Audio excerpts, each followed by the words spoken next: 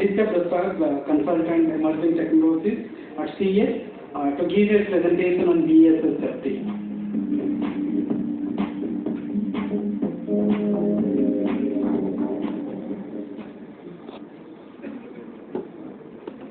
Hello, I'm Aditya Prasad and I represent Customer Solutions.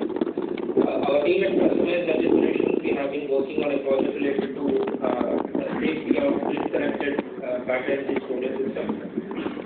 Today, it's in a draft stage, and today I will just give some glimpses of the report or the findings we came across, and also I would like to introduce the handbook which we are trying to develop as a part of this project.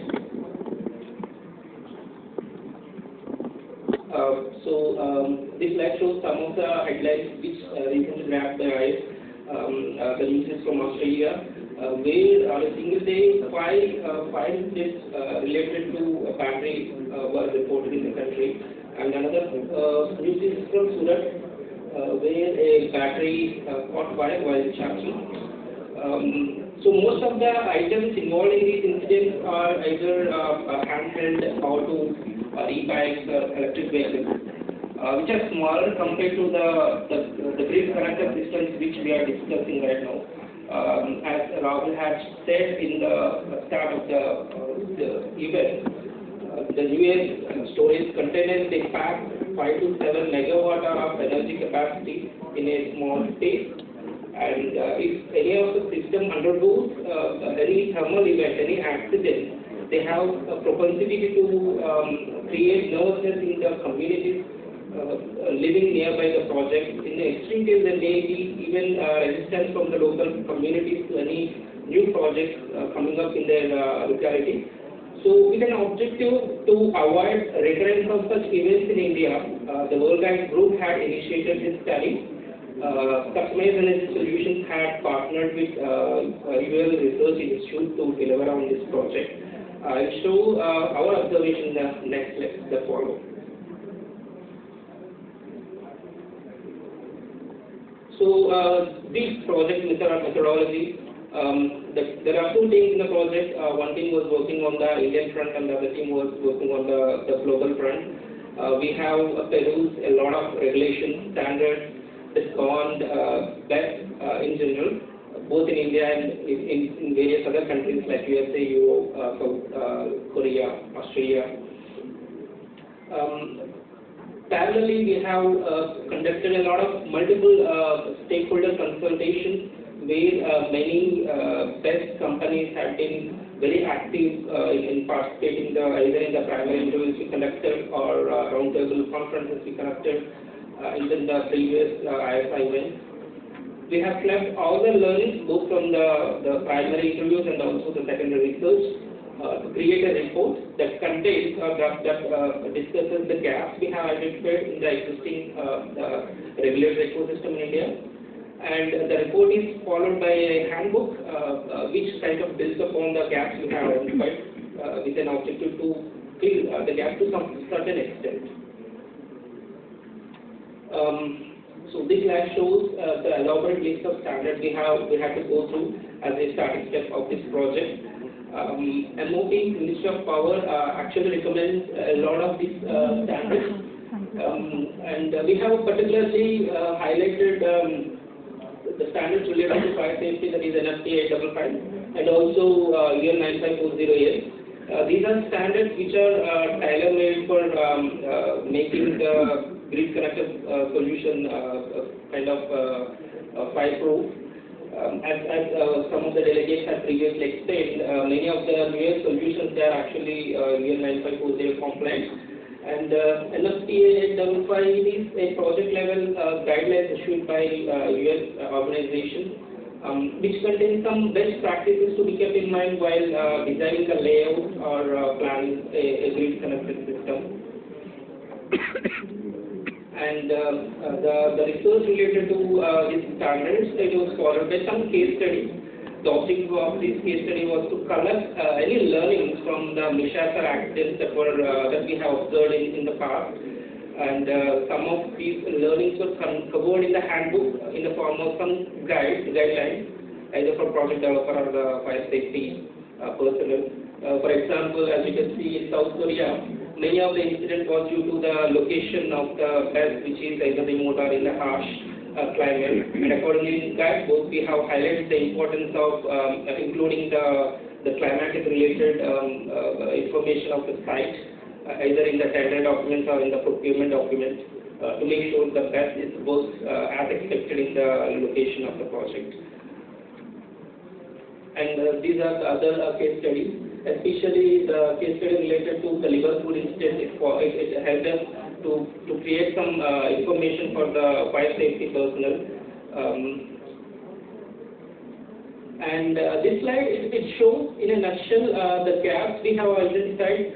There were multiple gaps, and we have categorized them along the supply chain, starting from design of the system till discarding, that is the disposal of the system. Throughout the chain, we could identify one of the other gaps. Due to time constraint, I will not be able to discuss all the gaps. But one of the important gaps we identified is development of the resources, either the field personnel or technician who are employed in the project. If you keep aside the field technician, there are many other stakeholders from the design phase to funding phase, and information or knowledge related to PEP is still at the nascent stage. And multiple project developers have highlighted the absence of full-fledged kind of product which can contain the information required for these stakeholders. So accordingly, we have developed a handbook with an objective of providing some information and also guidelines for various stakeholders.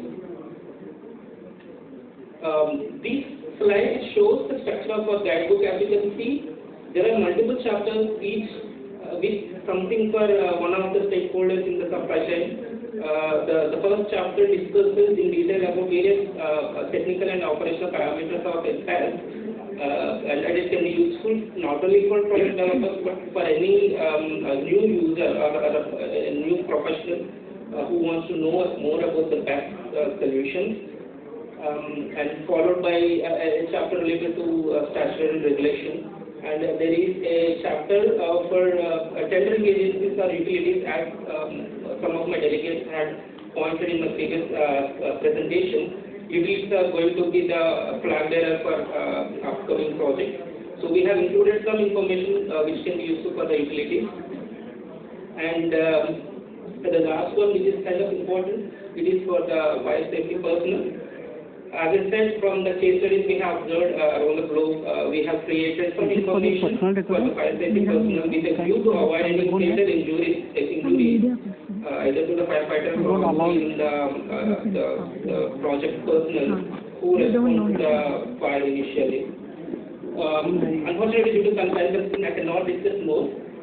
But if you have any doubts, just feel free to drop a mail. We'll be more than happy to discuss. And if you would like to contribute in the form of providing feedback, just let us know. And thank you for this opportunity. Thank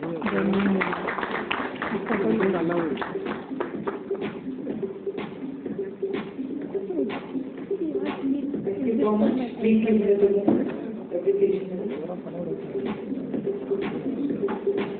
A big round of applause for the last speaker before the lunch break.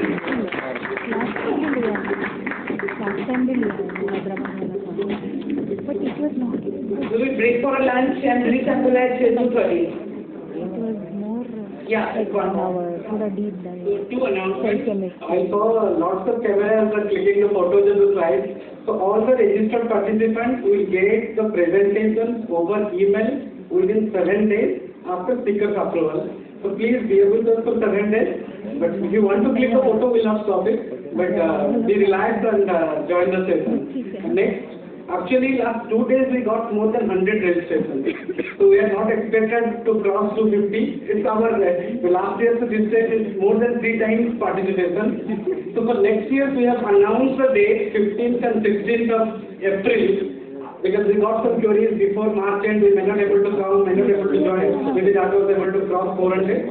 So please drop your seats. Our event team will have a better logistics plan. Otherwise, suddenly planning from 150 to 280 is a nightmare. They will serve you maybe some glitches in the rust in the food or something. Please support us. but I register for next year event 1 year ahead of time. We got some inquiries to actually get some sponsors. Like they told, okay, it is becoming so big, we never expected. We also not expected this is big. You are thanks for all your active participation for it. Let's have a quick lunch for 30 minutes. Let's come back.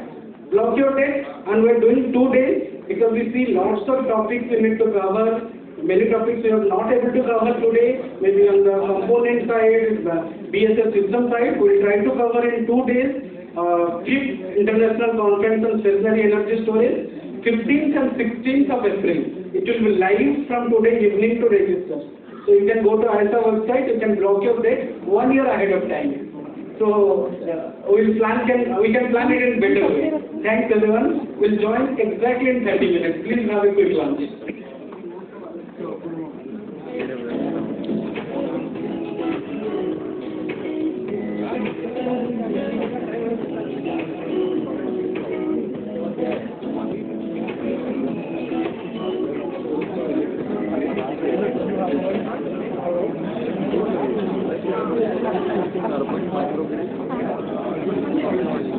That is not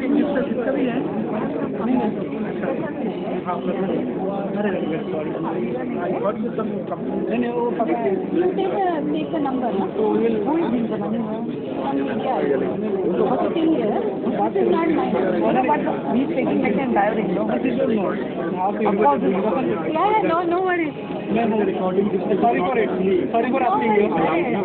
And you are a member. Oh, I am a member. Because you are a member. Yeah. You are actually asking 80 also because somebody records it. It's kind of an unfair to all the other companies. We were always talking over a mail. I know. No, आपको delete कराएंगे. हमको note चाहिए, press release चाहिए, हम सब देंगे. सुबह से लगाया हुआ है परसेंट सुबह से लगे. हाँ, वो मेरी नजर पड़ गई अचानक से ऊपर. करके चला गया. But we can stop it ना. हाँ, रिकॉर्डिंग हो रहा है. स्टॉप कर सकते हैं ना. स्टॉप कर सकते हैं भाई.